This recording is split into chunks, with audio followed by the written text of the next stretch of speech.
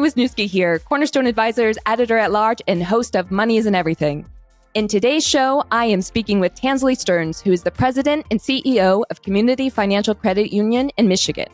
And we're talking about a topic that is not often discussed at credit unions or banks, but it is a subject that is of the highest stakes, and that is domestic abuse and the financial implications.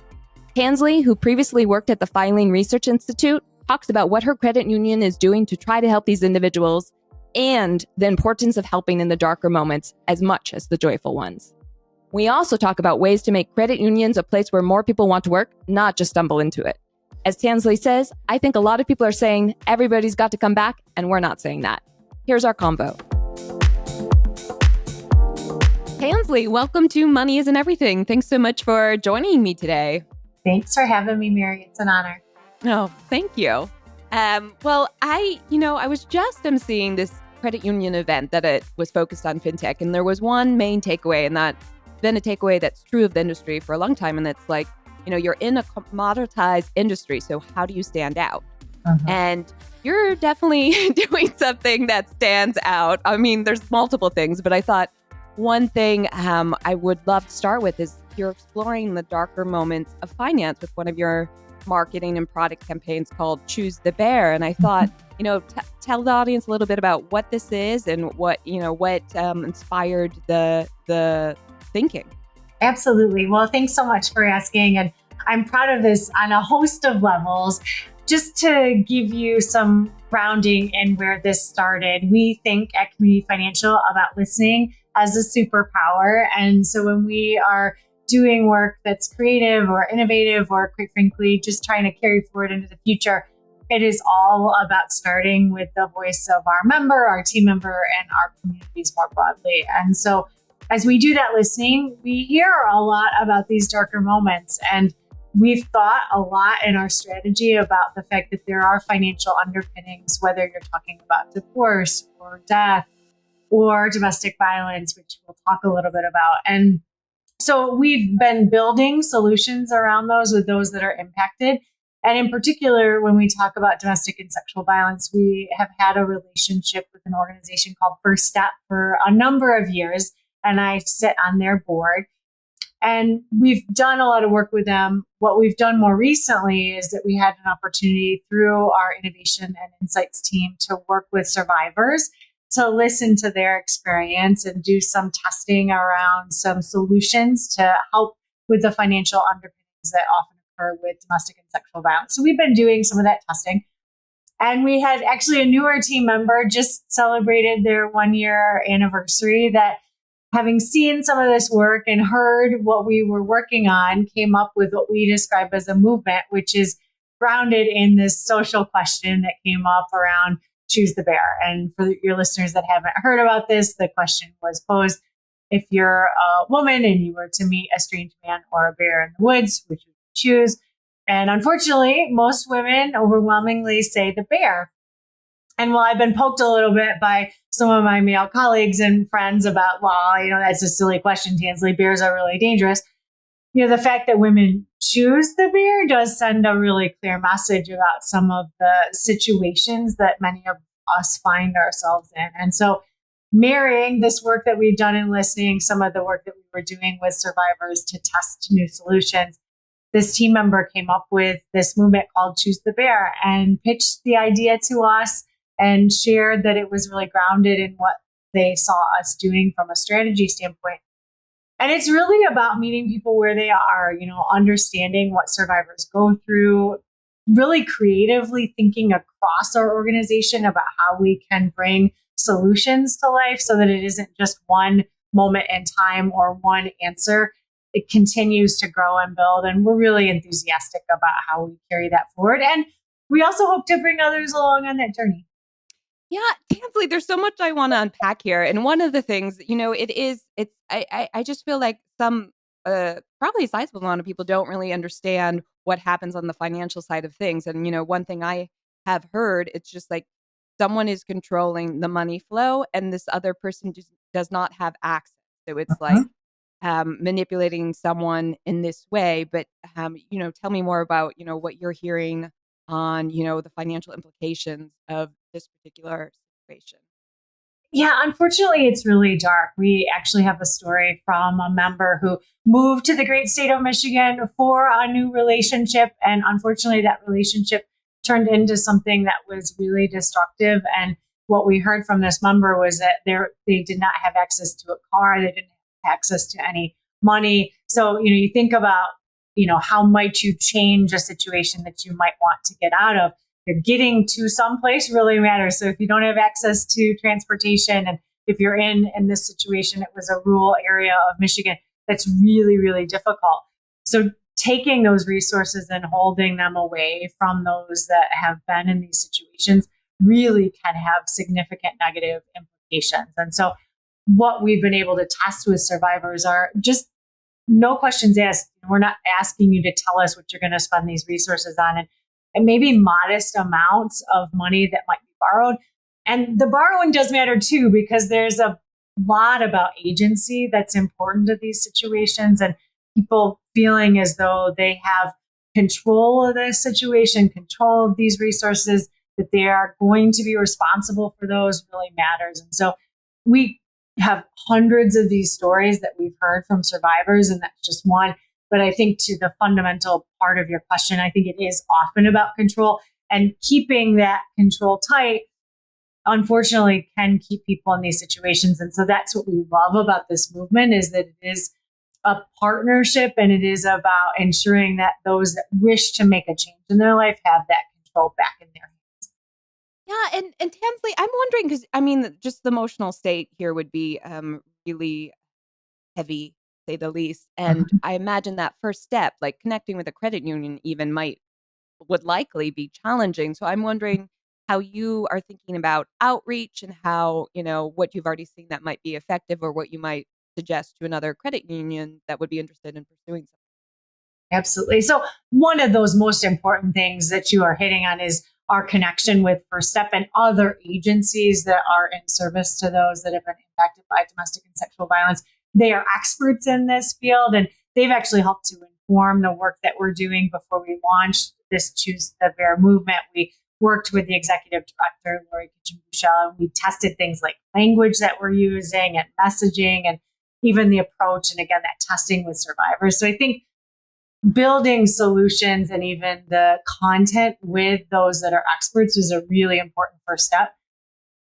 Also, working with an agency like First Step, so that as people are reaching out for support and guidance, that they can suggest that there are resources like Community Financial that can walk with them. And then we've been working to tell that story. I'm really proud that we have an internal agency that is building this creative, and that is really important to us. And so we have videos and messaging that's very closely connected to this movement.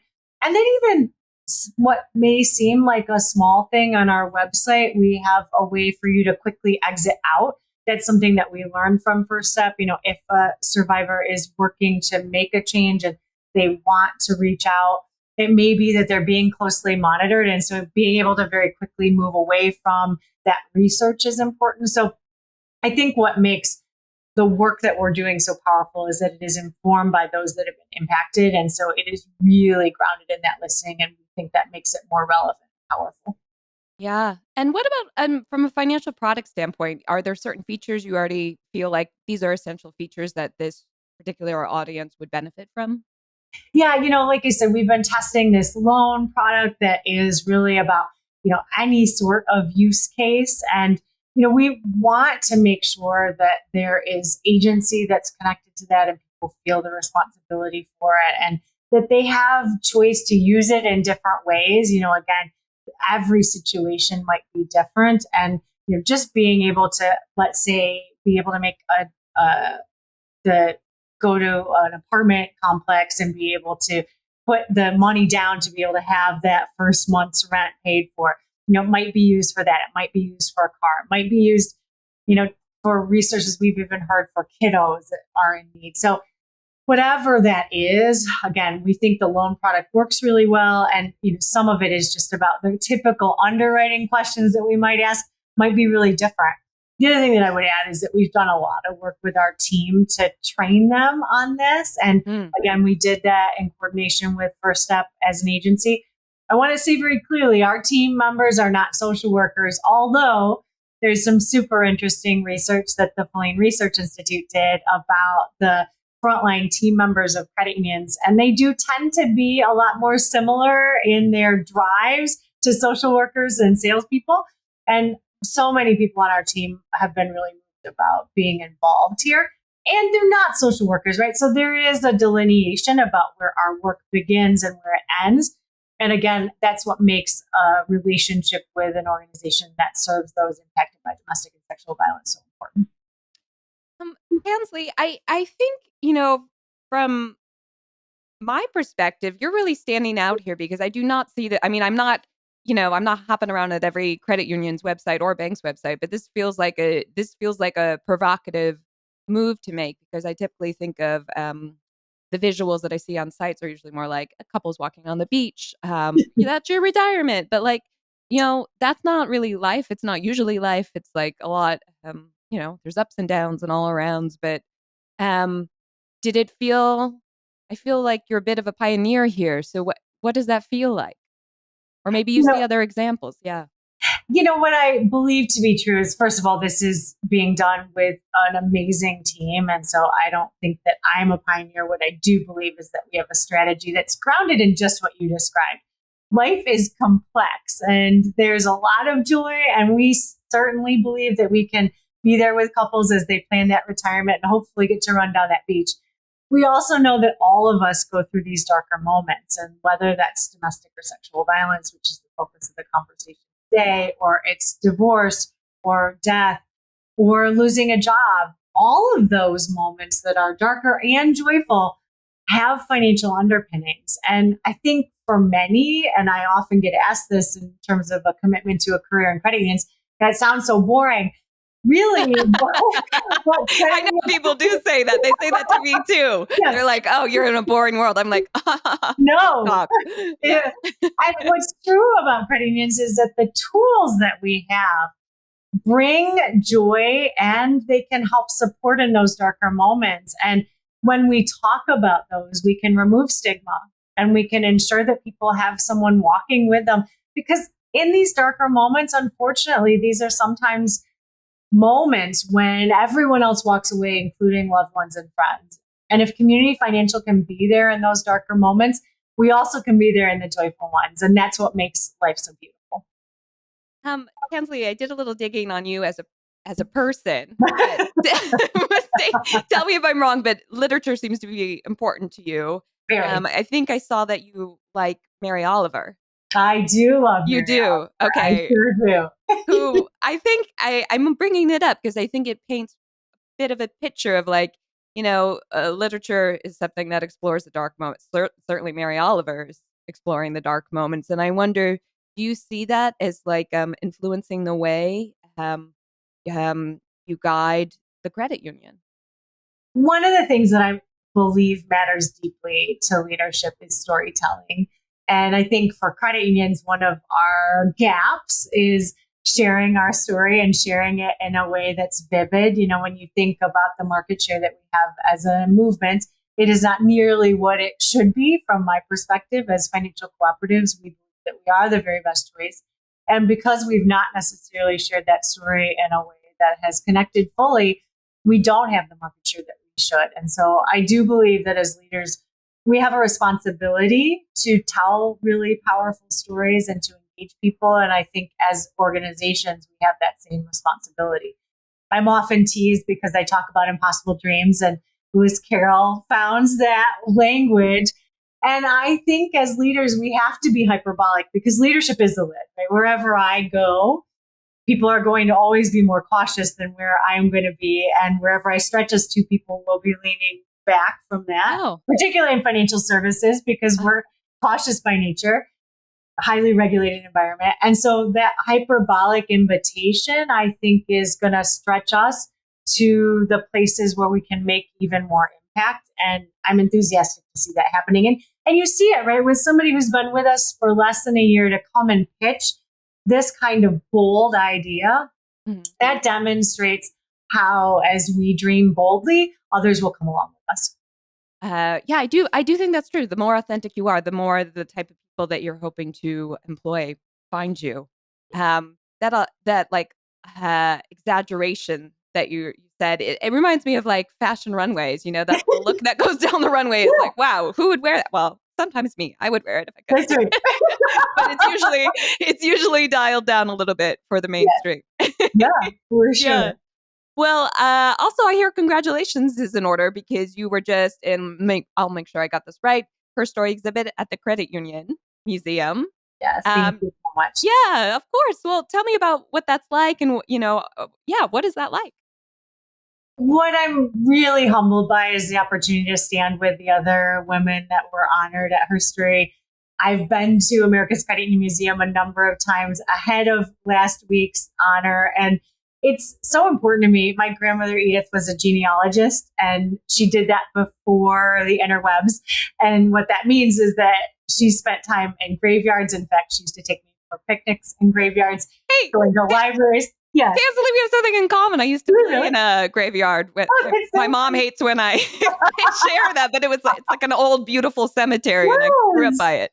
Yeah, absolutely. And so what my grandma Edith taught me is that our history is very important. And it's not only important to understand who we are and the perspectives of our past, I think it informs our future. And what I love about America's Credit Union Museum is that it is in the home of the human being who brought that very first credit union to life, and the stories that his family shared of him going to work as an attorney by day and then coming back home and opening their doors so that those that needed a safe place to save their money or a place that they could trust to take out a loan would come together. Just really is at the core of who we are as credit unions. And to be honored there means so much to me because I've devoted my career to this space. And I do hope that as somebody that's in an earlier stage of their career, I can still say that I wish for us as a movement to have people that don't just stumble into credit unions, which is my story. I didn't really know much about them. I graduated university and found a job posting. I hope that there is a day when people are breaking through from university and high school and running to credit unions. And I think the more of our stories that are represented in places like America's Credit Union Museum, the more of that will happen. Tansley, you set me up perfectly. So thank you for that. This is the one segment of the show that I say, that's what you said. Right. And what you said is one of my impossible dreams is to ensure credit unions become an employer of choice for those shaping their career options. Yes. And so you just reference it above this quote too. And so tell me, what I hear is that I can't decide if it's getting worse or better, but it seems to be there's this fear that increasingly people don't know what a credit union is, let alone want to work for it. But I wonder, how do you interpret it that way too? Is it getting worse? Is it getting hard to say? I don't know if it's worse or better. What I know is that it can be so much more than what it is. And when I think about the next generation, and if you look at the data and you get to know kiddos and those thinking about their first journey into their career, when you talk about credit unions, eyes light up, and they don't know about the work that we do and the power of credit unions and cooperative finance. And so we've got a lot more to do to ensure that those that really do find it important for their financial institution and their employer to do right by the world, we are squarely in that space. And so we have such an opportunity, I think, to paint a picture. And one of the things that we are thinking deeply about as a credit union is how do we show people what that career trajectory might be? I think people frequently think about working at a financial institution and think of a typical teller job and become a branch manager. And they may understand that there's a CFO and a CEO. There's so many robust rules here at the credit union. And whether you are dreaming about telling your story in marketing, which we talked about earlier, or about a career in HR, or as a legal professional, as an IT professional, we're thinking so much about AI. There's a tapestry of roles within credit unions that can be so powerful. And one of the things I'm so grateful for in my career as a credit union leader is that I've had a chance to wear a lot of different hats, and being able to do that in a credit union is such a gift. No, I think that's wonderful. And what about, are there certain perks, employee perks that you think are necessary to be competitive right now? Without question. I think one of them is that idea of wearing different hats. And I think it's unusual for people today to stay in a job for a very long time. It used to be you might stay somewhere for 30 or 40 years. Today, longevity might mean 2 or 3 years. And there's a really powerful researcher named Dr. Sekou Burmese who's done some awesome research about this idea of attrition as attraction. One of the things we talk about here is this can be a space to experiment in your career and give some gifts for a period of time. We'll celebrate you when you go and fly on to another role in another place. I think being able to tell that story is one of the things that employers of choice can do. One of the other things that we talk a lot about is curiosity and learning. It's so unusual now to have subject matter expertise drive your journey. My degrees were in English and psychology, and most people scratch their heads when I say that. I bet. Because I can imagine the rooms you're in. Yeah. When I graduated from the University of Michigan and started working in marketing at my first credit union, there was no such thing as social media. The Facebook didn't exist. If I weren't learning and growing, I wouldn't be much of a marketer. And I think today, what really makes an exceptional team member is that they are curious, willing to learn and adapt and grow. And we can really offer that within credit unions. And the last thing that I would say, and I think this is unusual for us, is we are really thinking differently about the way that remote work will continue to play a role. I think a lot of people are saying everybody's got to come back. And we are not saying that. What we are saying is that it's very role specific, and a role, certainly on the front line here, if you work in one of our branches, that's going to be a role that's in person.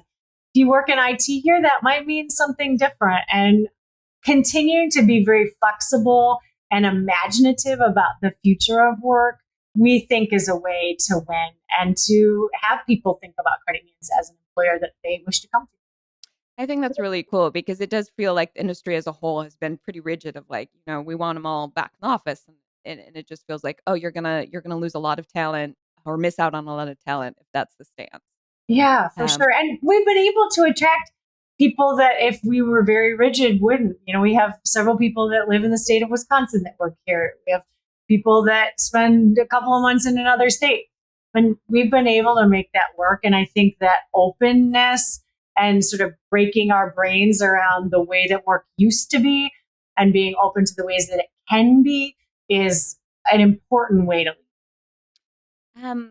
And Tansley, we opened up on a component of financial health, and broader than that, I see myself like credit unions' appetite for working with fintech seems to be definitely growing, and there's more fintech selling to credit unions as well.